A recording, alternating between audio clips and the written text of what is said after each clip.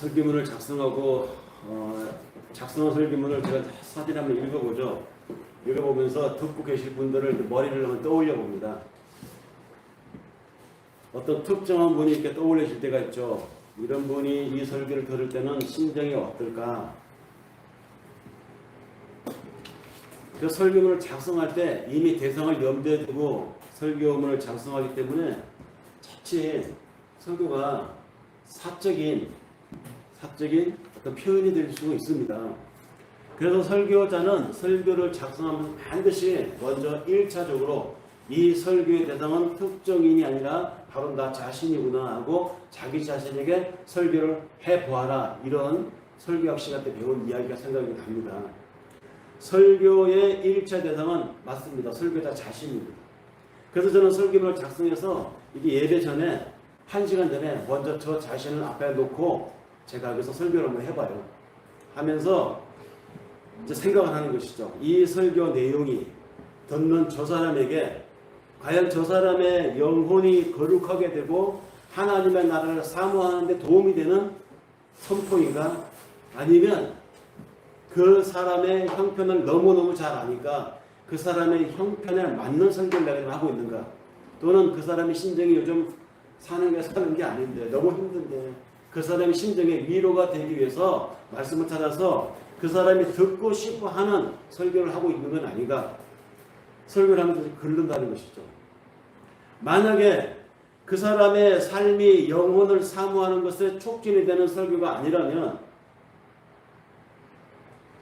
혹시 이 설교가 그 사람의 야망을 부추기는 설교라든지 그 사람의 어떤 욕심을 부안해동시키는 하나님도 응원해 주실 거야, 이런 설교를 하는 거라면 그 설교는 그 사람에게 영혼의 양식이 되는 것이 아니라 어떻게 되겠습니까? 마귀의 설교가 될 수 있죠.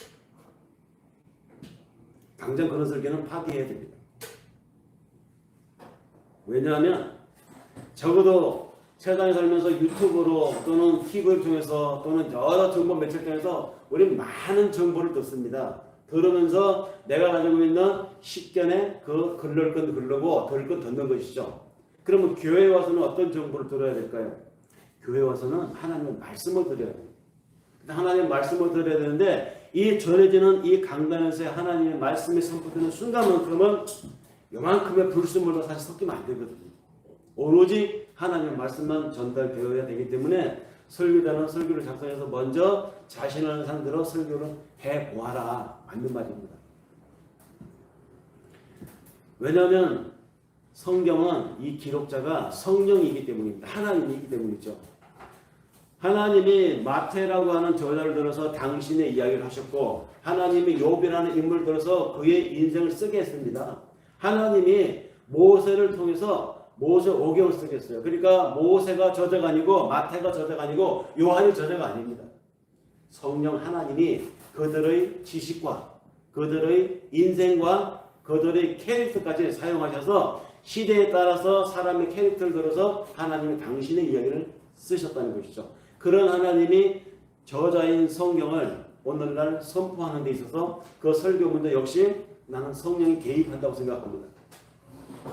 그렇기 때문에 설교자가 이 성경 말씀을 바탕으로 설교를 작성할 때에 성령이 개입하시기 때문에 설교문 작성에 어떻게 사람이 듣고 싶어 하는 말을 할 수 있겠으며 또 사람 듣기 좋은 말을 만들어서 전할 수 있겠습니까?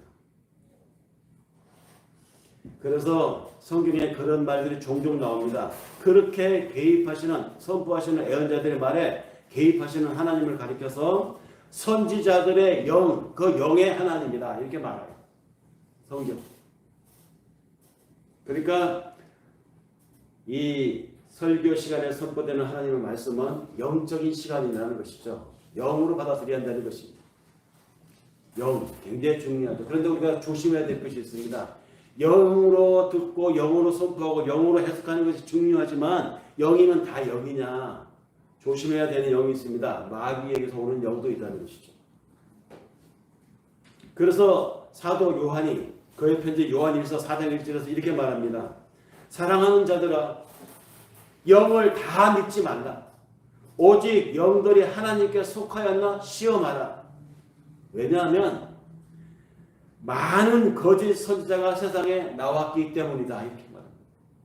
벌써 사도 요한이 편지를 쓸 그 당시에도 하나님을 이야기하고 예수를 얘기하고 십자가를 얘기하는 사람들 중에 마귀에게 속한 영이 있더라는 것입니다. 여러분, 이 얘기를 누구를 상대로 하는 것 같아요? 사찰에 왕래하는 사람 상대로 아니에요. 한남도에 가면 이태원에 그 이슬람 사원 있죠? 거기 출입하는 사람들에게 한 말이겠습니까? 아닙니다. 교회에 나오는 사람들에게 한 말이에요. 교회에 나오는 사람들.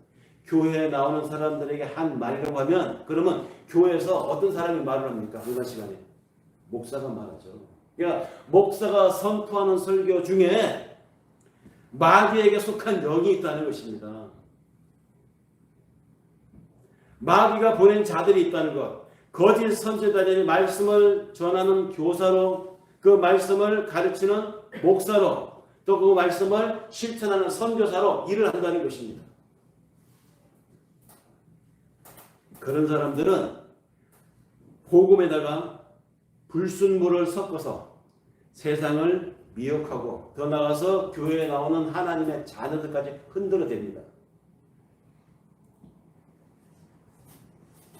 안티크라이스트라고 하는 사이트가 있어요. 뭐 인터넷에 가면 많아요. 안티크라이스트 그대로 뭡니까? 적 그리스도라는 뜻입니다. 근데 거기 글을 올리는 사람들 보면 장로고 목사고 교회에 수십 년 다니는 성도들이 되게 많아요. 그러니까 그 사람들은 봐라 이놈들아 우리가 적 그리스도다라고 말하는 게 아니라 사실은 교회 신앙생활 했던 사람들이에요. 근데 교회에 실망을 해가지고 목사에 실망해가지고 또는 교회에 영향력 있는 장로에게 실망해서 교회를 안 다니는 사람들이 거기에 글을 올리는 것입니다. 올리는데 그 내용을 보면 안티크라이스트를 조심하라고 하는 글들이 전부예요. 그런 사람은 안티크라이스트다. 그게 적 그리스도 사이트의 글들입니다. 거기에 올라와 있는 어느 권사님의 글이 하나 있는데요. 이 권사님은 자기 교회를 그 글에서 막 하소연합니다. 어떻게 하소연했느냐? 자기가 나가는 교회가 있었는데 수십 년을 다닌 교회래요. 근데 그 교회에 원래 목사님 돌아가시고 이제 새로운 목사님이 오셨는데 몇 년이 지났는데 이 목사님이 설교가 너무 자기 마음에 안 드는 설교를 하는 거예요. 사람 마음에 드는 설교를 하면 안 되죠. 그렇죠? 그런데 이 권사님 생각은 그게 아니라 이 목사님이 설교가 복음과는 거리가 너무 먼 설교를 한다는 것입니다. 이번 주에 괜찮겠지 하고 이제 설교라서 다 마음 자리 잡고 앉으면 결국은 결론은 헌금 많이 해라. 헌금 많이 하면 많이 하는 만큼 하나님이 물질적인 복을 준다. 뭐 이런 설교. 또 어떤 교회는 봉사하고 헌신해야 몸도 건강해지고 잘 산다. 이런 설교를 한다는 거죠. 맞는 말 아닙니까? 맞는 말이죠. 근데 너무 이런 쪽으로만 현세적인 설교를 해드니까 이 권사님이 화가 나는 거예요. 더 나가서 이 목사님 가만히 보니까 좀 자기에게 반기를 들거나 자기가 하려고 하는 교회 정책에 이의 있습니다 하고 딴지를 거는 장로나 권사들은 은근히 왕따를 시켜가지고 결국은 스스로 그 교회를 나가게 만들더라는 것입니다. 도저히 이대로는 안 되겠다 싶어서 권사님이 사람을 모아가지고 목사님께 항의를 하려고 목사님 왜 이러십니까? 목사님 방향을 좀 바꾸려고 사람을 모았대요. 그러니까 사람을 모아서 같이 가서 목사님 따집시다. 같이 앉아서 얘기했더니 그래 그래서는 안 되지 목사가 잘못된 거야 말을 하는데 같이 모아서 목사님이 있는 당회실에 들어가려고 하면 거기서 다 빠진다는 겁니다. 왜 빠지느냐? 사람들 얘기가 그래도 기름 부음을 받은 목사님인데 이 목사님한테 우리가 대들면 저주를 받을지도 몰라. 이것 때문에 최종 행동까지는 가지 않더라는 것입니다. 오히려 말리더라는 것이죠. 하지 말라고. 이게 이 권사님의 이 하소연의 글인데요. 사실 이런 심정의 교회를 오래 다니는 분들이 많아요. 우리 이 대한민국 교회에. 분명 목사 중에 마귀의 영을 받아서 속이려고 온 거짓 선지자들이 있다는 것입니다. 성경에도 그렇게 얘기하고 있습니다. 있다고. 활동하고 있다고. 그러니 여러분 우리가 교회를 선택한다는 건 대단히 중요한 문제입니다. 더구나 교회를 선택해서 그 목사한테서 설교 말씀을 듣는다는 것은 내 영혼의 관리를 맡기는 거예요. 얼마나 중요한 것입니까? 근데 또 사람들은 이걸 중요하게 생각 안 하는 것 같아요. 자신의 취미 정도, 또 자기의 기호 정도, 교회를 선택하고 제대로 말씀을 선포하는 목사를 찾기가 정말로 중요한 시대입니다. 더더군다나 오늘날. 사도 바울이 에베소서 2장 10절에서 이렇게 말했습니다. 우리는 그의 만드신 바라 그리스도 예수 안에서 선한 일을 위하여 지으심을 받은 자들이니 이 일은 하나님이 전에 예비하사 우리로 그 가운데 행하게 하려 하심입니다. 하나님이 우리를 왜 지었는가? 하나님이 그 수많은 사람들 중에서 왜 우리를 당신의 자녀로 이렇게 불러 모았는가? 이유가 있습니다. 그리스도 안에서 선한 일을 하게 하려고 우리를 불렀다는 거예요. 아니 그 일을 하게 하려고 애당초 우리를 지었다는 것입니다. 그 일이 언제인? 하나님이 예비하셨고 그래서 예비하셔서 우리를 이렇게 불러 모으셨고 이렇게 거룩에 참여시켰으니 이제 그 하나님의 일을 세상 가운데서 행하게 하려고 우리를 불러 모았다. 이것이 사도 바울이 바라보는 교회에 나오는 이유, 믿음을 가진 이유, 우리가 신앙을 가져야 하는 이유입니다. 우리들은 이 땅에서 이 일을 하기 위해서 하나님이 지었다는 거예요. 이 일을 하기 위해서. 우리들은 이 땅에서 선한 일을 하게 하기 위해서 하나님이 지음을 받았다. 바울의 이 말에서 그러면 이 선한 일이 도대체 뭘까요? 이 선한 일. 선한 일 하면 우리가 성경에서 자주 보는 단어가 떠오릅니다.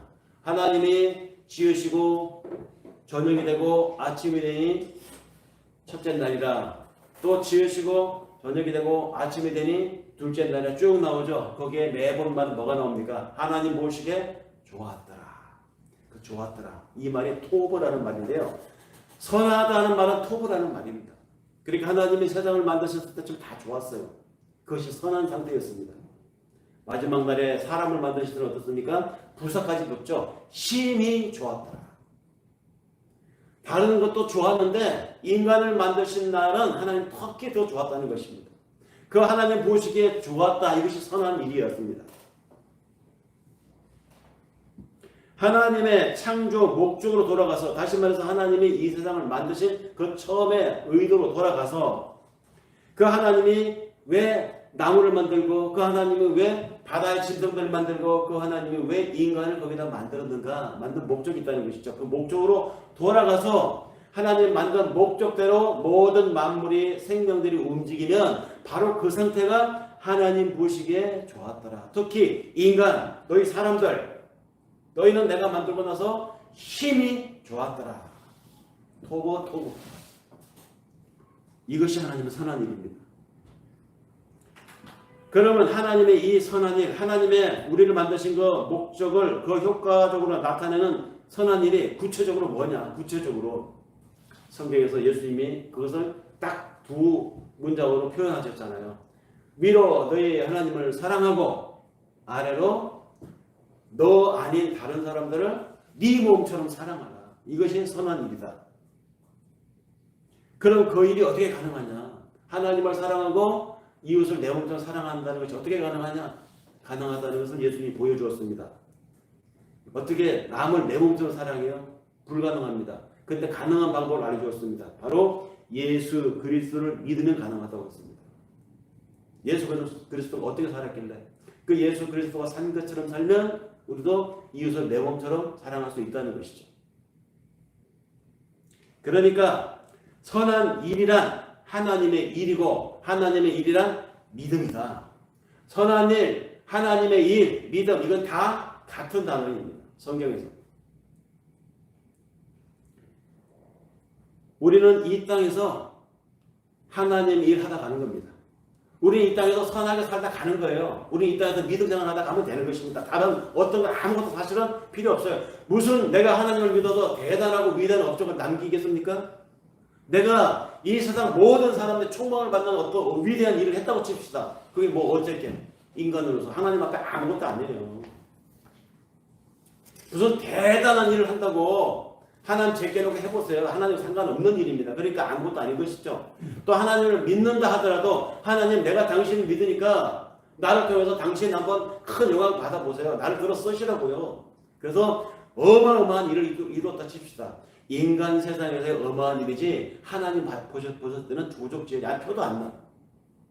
칼 세이건이라고 하는 우주 천문 과학자가 쓴 책이 코스모스라는 책에 보면 앞에 이렇게 나옵니다. 실장이 서두가 너무 멋있어요. 우주에서 바라본 지구를 다 묘사하는데 저기 보이는 저 좁쌀만한 파란 별, 저 별이 지구라는 것인데 저 지구 안에, 저 코스모스 안에 수많은 영웅들이 죽고 수많은 포골들이 살다가고 저기에 우리 할아버지가 과거를 연구했고 저기에 우리 할머니가 우리 아버지를 낳았고 우리 아버지가 나를 낳았고 그러나 그들이 얼마나 살았던가 다 잊혀진다. 저 안에서 지지고 볶고 저 안에서 전쟁을 하고 저 안에서 나라가 나라를 싸우고 저 안에서 서로 미워하고 다투고 시기하고 저 조그만 별 안에서 그런데 저 조그만 별이 우주에서 보니까 먼지만 하다는 것이죠. 그 속에 우리가 살고 있는 거예요. 그 속에 내가 나만의 우주를 생각하고 꿈꾸고 위대한 일을 생각하고 살아간다는 것입니다. 칼 세이건이 바라보는 우주 속에 있는 지구, 그 지구 속에 있는 우리 한 사람 한 사람은 정말 별거 아니에요. 그런 하나님의 시각에서 봤을 때 내가 무슨 대단한 일을 이룬다고 내가 무슨 엄청난 삶을 살고 있다고 자기 자부심을 가지고 살아가는 것도 좋지만 그러나 하나님의 시각에서 봤을 때 우리는 이 땅에서 하나님이 시킨 일을 하다 가면 그것으로 가장 잘 살아가는 것이라는 이야기입니다. 선한 일을 하다 가면 돼요. 하나님을 하다 가면 되는 것입니다. 믿음 생활 하다 가면 그걸로 가장 하나님이 원하시는 영광을 나타내다 가는 삶이라는 것이죠. 누가복음 12장에 보면 어리석은 부자의 이야기가 나옵니다. 그 부자에 비해서 우리가 이 이치를 읽어낼 수 있어야 돼요. 어떤 부자가 있었다고 하죠. 근데 하는 일이 잘 풀려서 아마 농사를 지었던 것 같아요. 농사를 지었는데 소출이 너무너무 잘 됐어요. 어떤 농법을 썼는지 모르지만 잘 풀려갔습니다. 그래서 곡간을 더 크게 짓고 더 많은 소출을 쌓았습니다. 그렇게 쌓아가고 많이 쌓이니까 이 부자가 이제 어느 날 자기 영혼에게 스스로 말하는 것이죠. 자, 이제 여러 해 동안 내가 쓰고 마시고 누릴 만한 재물이 쌓였으니 이렇게 쌓였으니 이제부터 편안하게 먹고 놀자. 그런데 그 밤에 하나님이 부자에게 찾아와서 이렇게 말하고 어리석은 자여.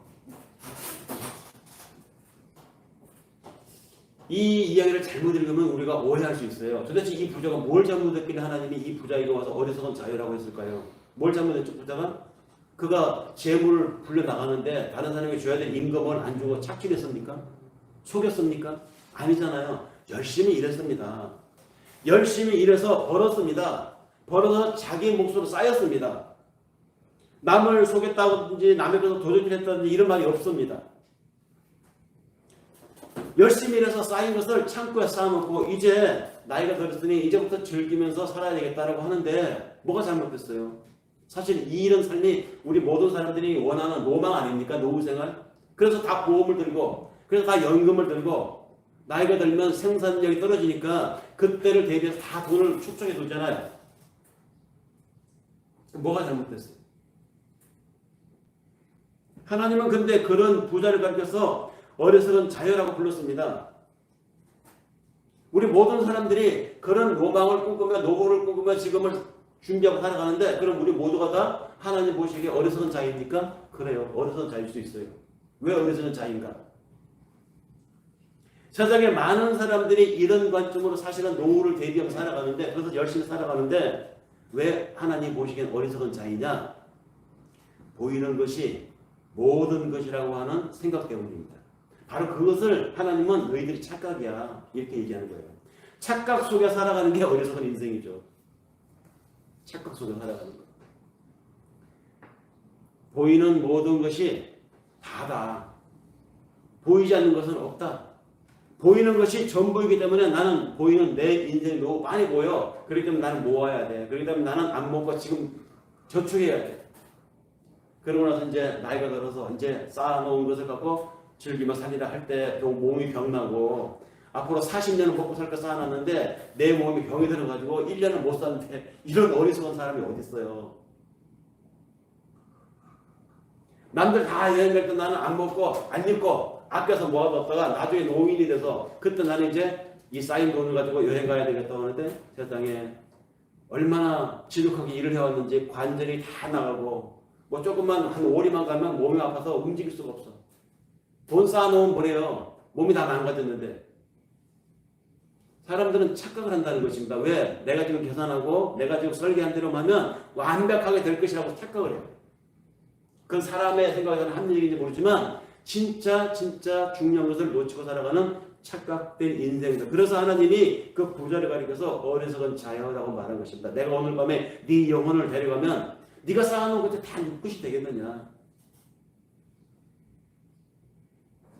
사람들은 보이는 자기 소출이 많아졌다 하면 그 쌓인 소출이 자신의 행복을 가져다 줄 것이라고 생각을 한다는 것이죠. 그러나 하나님이 보시기에는 착각이라는 것입니다. 그렇게 생각하는 인생들은 모두 어리석은 인생들이라는 것을 하나님이 이 부자의 비유를 통해서 우리에게 너희는 그런 어리석은 인생이 되지 말라고 주신 비유입니다. 대체로 사람들은 자신을 위해서 쌓아놓은 것이 많거나 자신의 인생을 위해서 부족한 것이 없이 넉넉하게 준비되어 있는 사람들, 이런 사람들은요 하나님의 초대에 잘 응하지 않아요. 하나님을 믿을 기회를 인생이 몇 번 줬는데 하나님의 초대에 응하지 않습니다. 왜? 무슨 하자가 나거나 어떤 문제에 곤란한 일이 생기면 쌓아놓은 게 많으니까 다 땜빵을 할 수가 있어요. 돈으로 해결할 수 있습니다.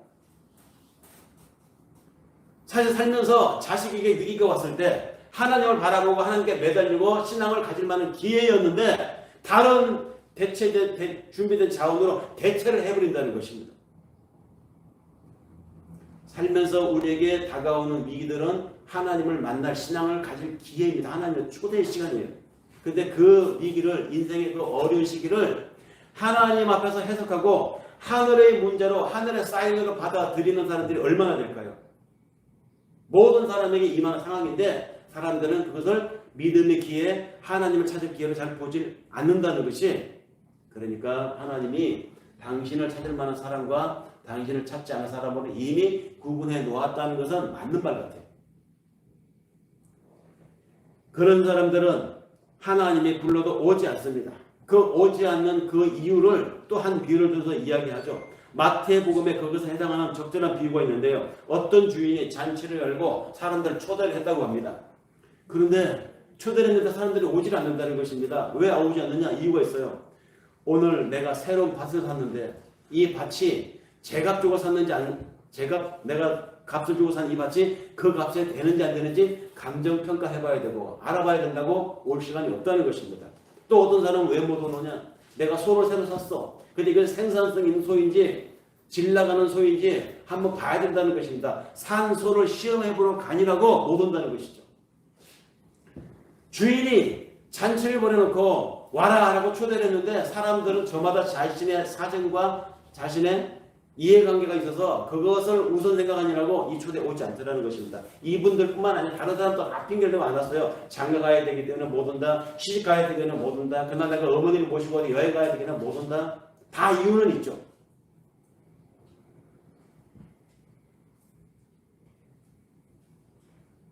그런 사람들은 그들이 둘러대는 그 모든 이유가 어디에 있느냐? 땅에 있습니다. 땅에. 지금 현실을 살아가는 현안에 다 관심이 매여 있기 때문에 죽고 난 다음의 일이라고 생각하는 거예요. 하나님의 일을. 그거 뭐 나중에 죽기 직전에, 임종 직전에 인생 다 살아서 말년에 가서 생각하면 될 일을 뭐 지금 복잡하게 그런 걸 생각해. 시간도 한가한가 봐. 이렇게 생각하는 것이죠.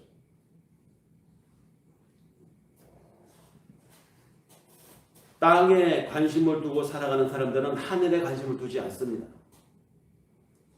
그런 사람들은 자신들을 초대한 하나님의 마음이 어떤 마음인지, 또 하나님이 배설한 그 천국 잔치가 어떤 곳인지, 어떤 상황인지, 그것이 어떤 성격의 잔치인지에 대해서도 관심을 두지 않습니다.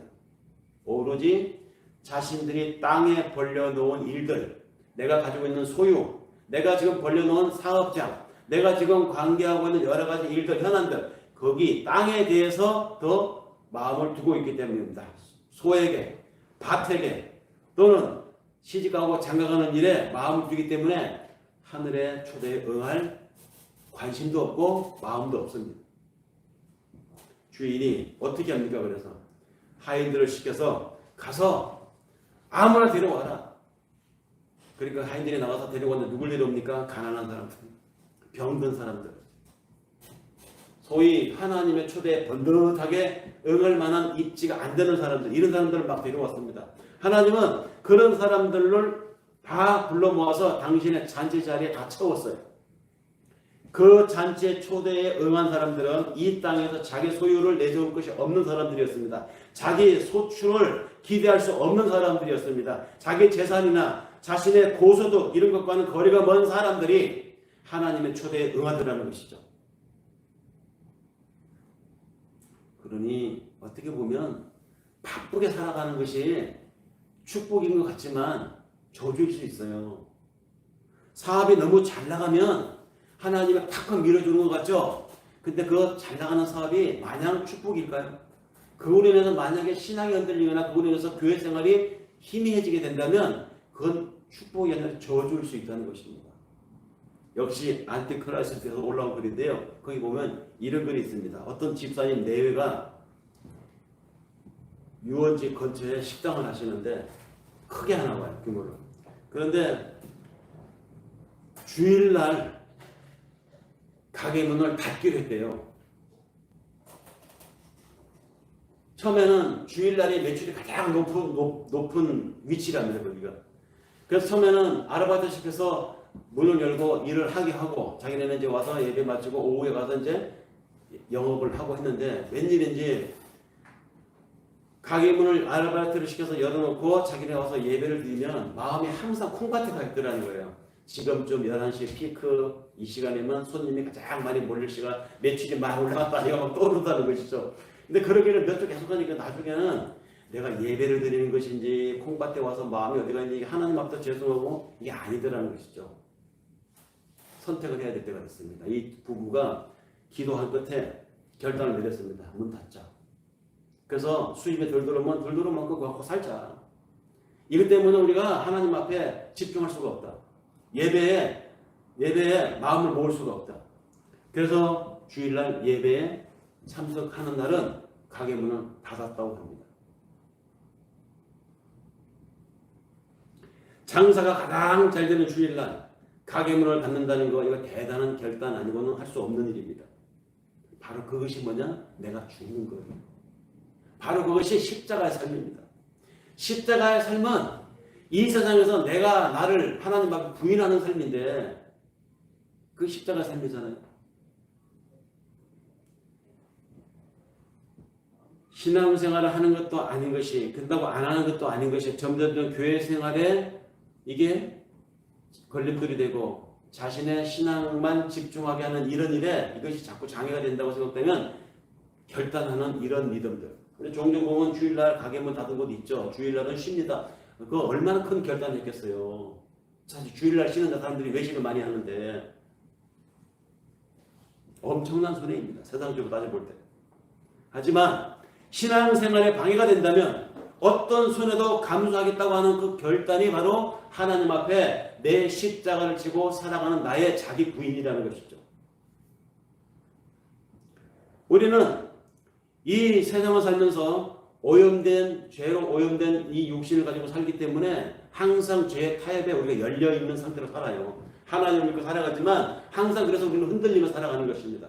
그 오염된 내 육신이 원하는 것을 항상 내 마음속에서 싸우죠. 근데 그 싸워서 우리는 죽어야 합니다.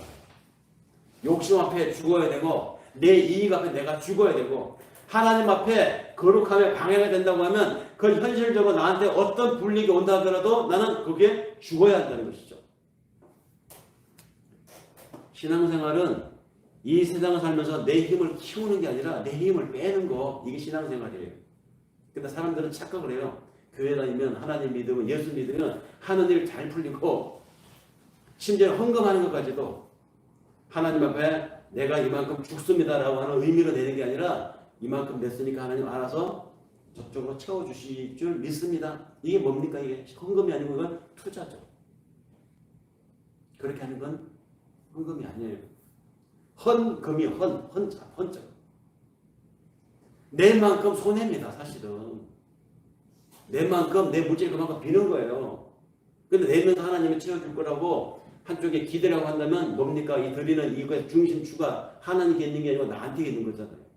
하나님 내 손에 이만큼 감사하거나 합니다. 아시죠? 뭘 알아요 하나님이? 알아다니는 겁니까? 이미 자기 중심으로 생각하는 것이죠. 그래서 사도 바울이 고린도전서 15장 35절에서 38절에 이렇게 말합니다. 누가 묻기를 죽은 자들이 어떻게 다시 살며 어떠한 몸으로 오냐라고 묻거든 그들에게 이렇게 말하라.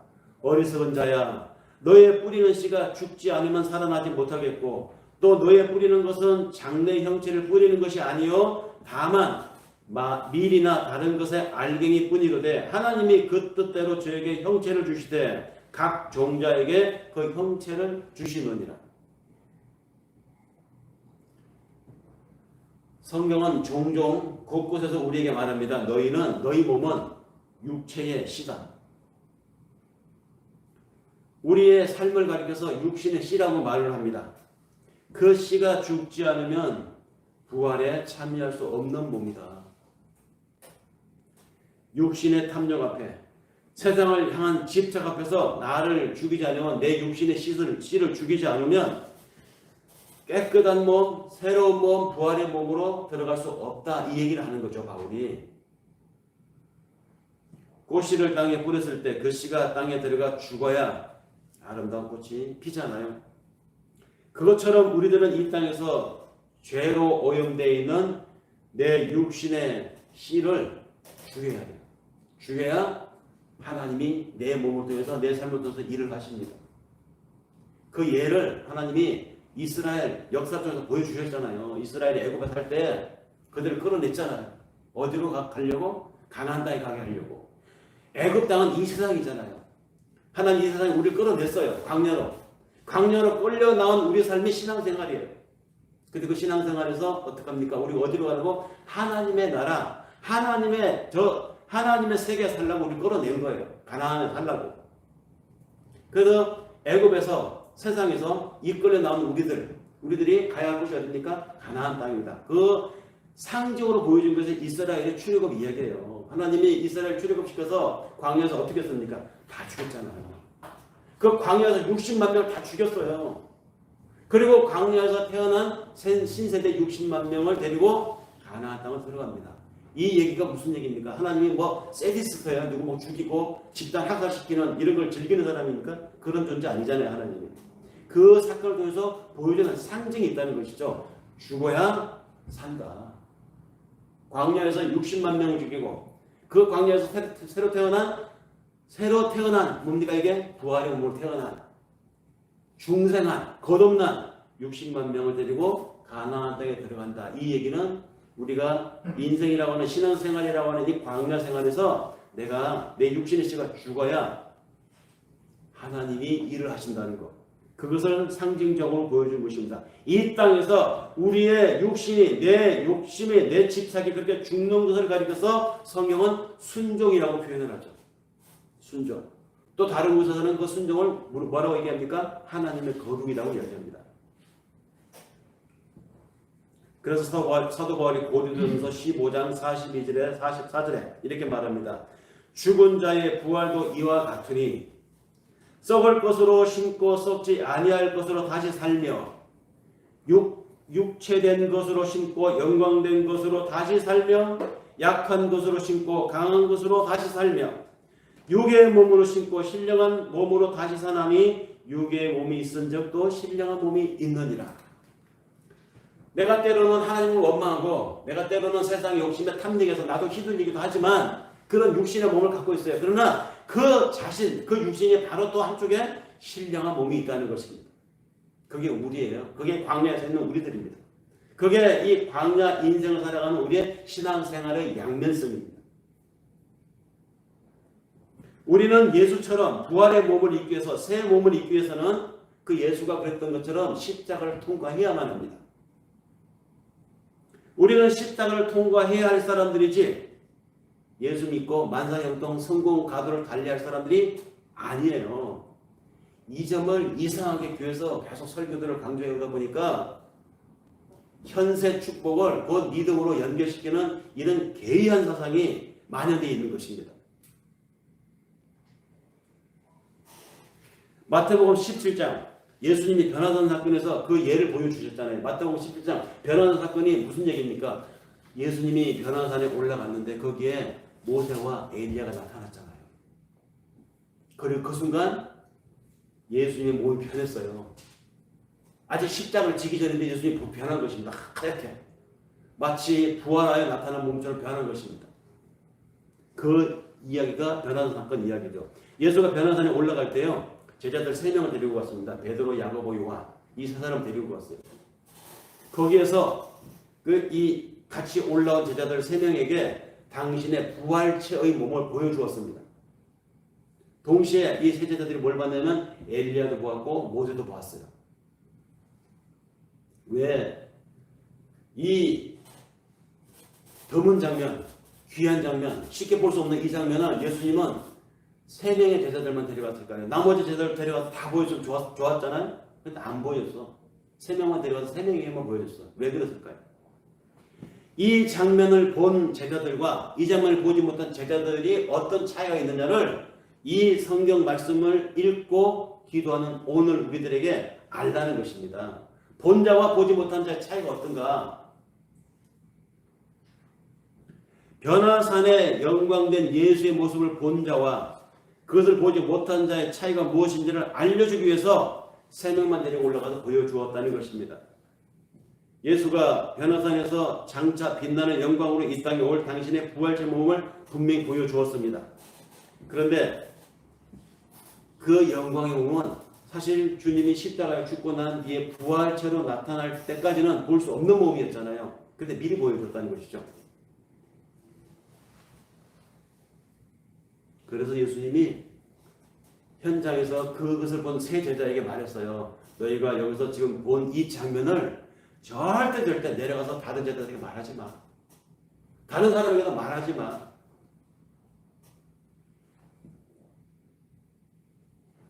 사람들은 신앙생활하는 목적이나 그 당시 예수님 때도 마찬가지지만 대체로 사람들이 영광된 하나님의 자녀가 되는 것은 좋아해요. 근데 그 영광된 하나님의 자녀가 되는 과정에서 이르는 훈련과 고난과 감수해야 될 어려움은 피하려고 합니다. 오늘날도 마찬가지죠. 하나님의 자녀가 된다는 거, 하늘 축복받는 건 좋아하는데 그러기 위해서 그 자들이 이 땅에 살면서 져야 될 십자가 몫은 부담스러워합니다. 그래서 예수님이 자신이 죽고 다시 살아나기 전까지는 볼 수 없는 것을 본 제자들에게 그 얘기를 함부로 하지 말라고 한 거예요. 보세요. 베드로만 해도 그렇잖아요. 그 장면을 보고 너무너무 황홀하고 너무너무 변화된 예수님 모습의 부활체 몸이 눈이 보였으니까 하늘의 영광을 본 것입니다. 그러니까 베드로가 뭐라고 그래요? 주여, 우리 내려가지 마요. 여기다가 초막셋을 짓고 여기서 천년만년 그냥 살았으면 좋겠어요. 당장 그 영광을 보면 사람들은 그래요. 우리도 마찬가지잖아요. 하나님의 은혜를 경험하고 하나님의 감격을 우리가 경험하면 그러고 나서 이제 교회 밖으로 나가서 한 주간 더 살 생각을 하면 얼마나 갑갑합니까? 또 가서 부딪히고 또 치열하게 싸워야 할 생각을 하면 마음이 막 무거워져 옵니다. 그냥 이대로 그냥 하나님 앞에 천국을 살았으면 좋겠는데 근데 하나님 우리를 보고 세상을 향해서 가라고 하거든요. 떠밀라고. 이리와 승냥이들이 도시키는 세상으로 너희는 가라. 우리 또 내보냅니다. 또 삶으로 내보냅니다. 십자가를 통과하지 않고 바로 영광으로 들어가고 싶어하는 베드로의 그 심정은 오늘날 교회를 다니고 있지만 오늘날 믿음 생활을 하고 있지만 그래서 십자가를 피하고 싶어하는 우리 인간 본성들과 똑같아요. 그런 겁니다. 그런데 죽음이라고 하는 것, 십자가를 거치지 않고 영광 속에 하늘로 올라간 사람이 여기 지금 나오고 있습니다. 누굽니까? 엘리야잖아요. 엘리야가 살아서도 너무너무 멋지게 그 아합 왕하고 싸우면서 아합 왕의 그 우상숭배 몰입배들과 싸웠죠. 그런데 이 엘리야가 죽는 순간도 보니까 죽음을 보지 않고 하늘에서 마차가 내려오더니 그 마차를 끌 불말이 막 내려옵니다. 그러더니 해올 바람 속에서 엘리야가 그 불마차를 타고 하늘로 슉 올라가는 겁니다. 그러면서 엘리야의 사역을 엘리사가 이제 이어서 엘리야의 옷을 가지고 요단강을 치니까 요단강이 이 옷자락이 휘날리는 쪽으로 막 쫙쫙 갈라지는 이런 장면이 지금 나오잖아요. 이스라엘 사람들이 이 장면에 막 미쳐요. 야, 주를 믿는다면, 하나님을 믿는다면 이와 같이 하나님이 함께하는 사람이라면 바로 엘리야처럼 이 이스라엘 사람들의 선지자의 로망이었어요. 선지서 꽤나 읽었다고 하는 사람들, 이 예언서 꽤나 연구했다고 하는 사람들은 다 이와 같은 장면을 연상할 것입니다. 다 로망합니다. 특히 이스라엘 사람들이 얼마나 이 장면을 좋아하는데, 하나님이 함께하는 사람, 불병거를 타고 하늘로 올라가는 그 모습.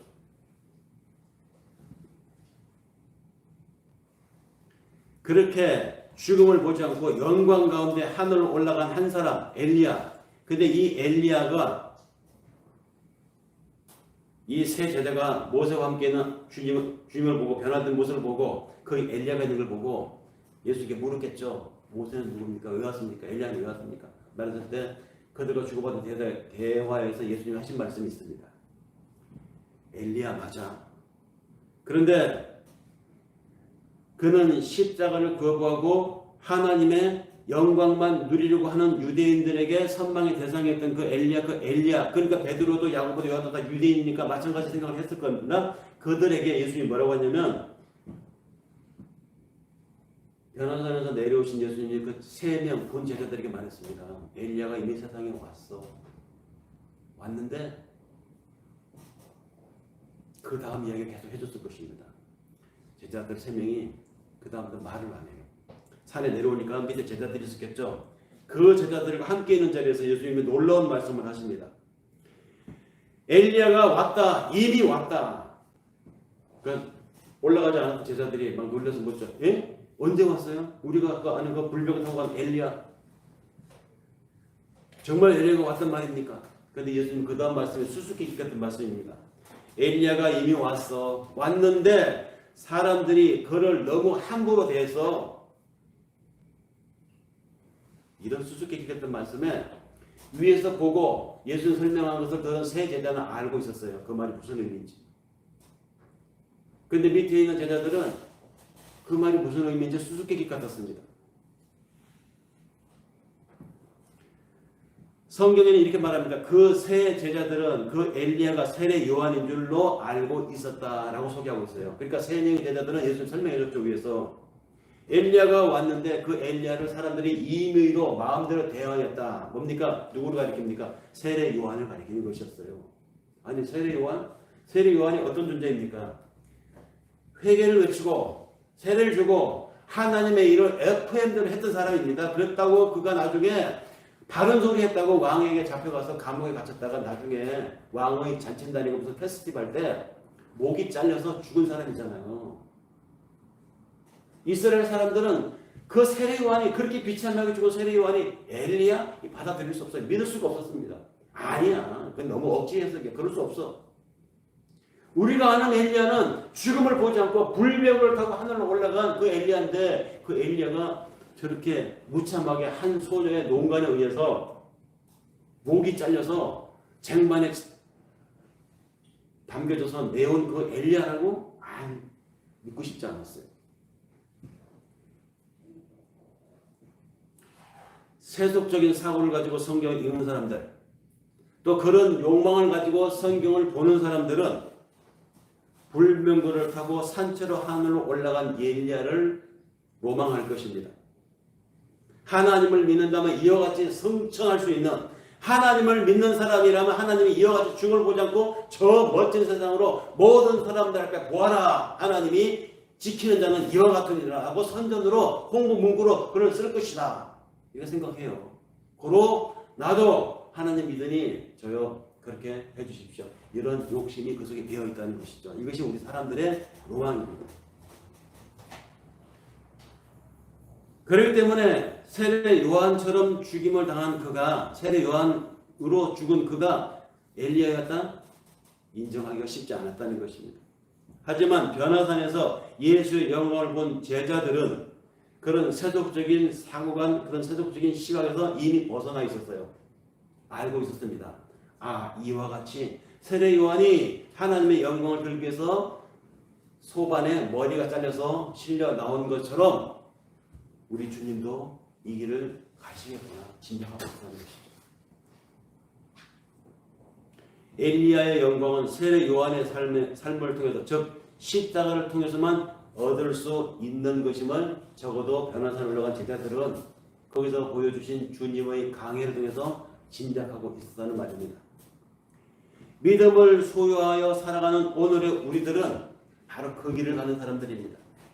우리는 하늘의 원칙을 가지고 하늘의 삶의 방식을 가지고 이 땅 현실을 살아가는 사람들입니다. 그렇기 때문에 하늘 원칙으로 이 땅을 살기 때문에 우리는 이 땅을 살면서 종종 천국을 경험하는 거예요. 내가 분명히 손해봤는데, 내가 분명히 십자가를 지고 이러는 그것이 현실 세계 계산을 봤을 때 나한테 손해로 돌아오는데 기쁜 거예요. 마음이 뿌듯해. 그거 천국을 경험하는 겁니다. 내가 양보했는데도 불구하고 왠지 내 마음속에 감사가 막 넘쳐. 그게 천국 경험입니다. 그것이 바로 이 세상에서 내가 죽는 십자가를 지는 경험이에요. 천국을 경험하는 것입니다. 나를 비우고 나를 죽여서 하나님과 나 아닌 다른 사람들의 유익을 구하는 삶, 그리고 그 삶을 통해서 내가 하나님 앞에 그럼에도 불구하고 감사가 나온다. 바로 그게 십자가 삶이고 그것이 내가 나를 부인하는 삶이라는 것이죠. 이런 삶을 가지고 우리가 매일매일 살아가기 때문에 우리는 요한계시록 마지막에 끝에 가서 하는 이야기 있죠. 지금 당장이라도 주님이 내 인생을 가져간다면, 내일 당장 이 세상의 지구의 종말이 온다고 할지라도 우리는 아멘 주 예수여 오시옵소서 이렇게 고백할 수 있는 당당한 사람들이 되었다는 것입니다. 그런 믿음이 우리에게 있다면 우리 속에 있는 예수가 나로 하여금 하늘의 삶을 지금 연습하게 만듭니다.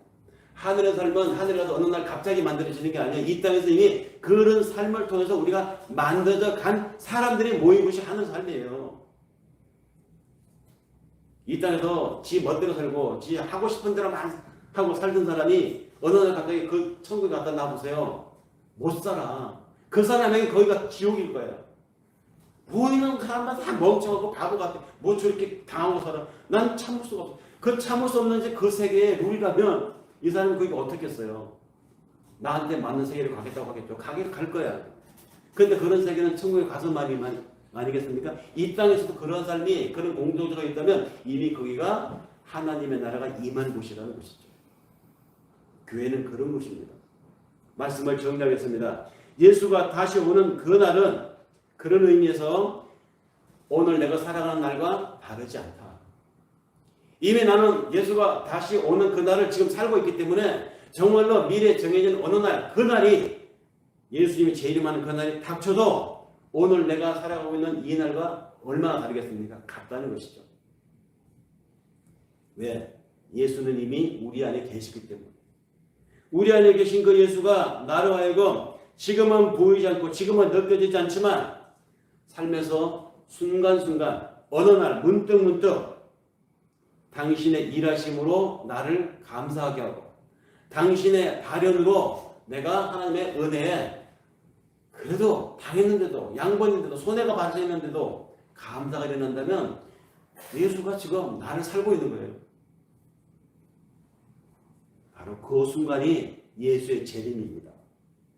사람들은 예수의 재림 그러면 뭐 빵빠랑빵 하고 막 미라고 하늘이 막 열리고 갑자기 막 바다가 갈라지고 막 천지지면 이것만 생각하는데 너무 소설을 많이 읽었거나 너무 영화를 많이 봐서 그래요.